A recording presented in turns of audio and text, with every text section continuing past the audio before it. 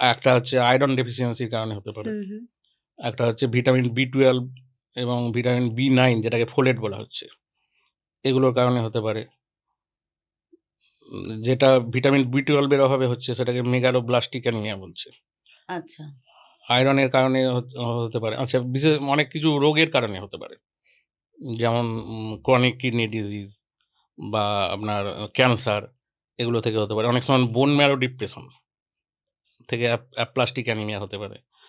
আচ্ছা, এছাড়া মানে অন্যান্য রোগ যেমন ম্যালেরিয়া, এমনকি সাপে কামড়ালো, এসব ক্ষেত্রে থেকে হতে পারে। কিছু আছে, আপনি হয়তো আয়রন খাচ্ছি বা ভিটামিন B12 খাচ্ছি, কিন্তু অ্যাবসর্ব হচ্ছে না।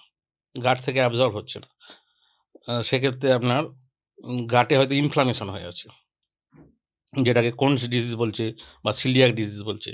এক্ষেত্রে আয়রন খেলেও বা ভিটামিন খেলেও সারবে না।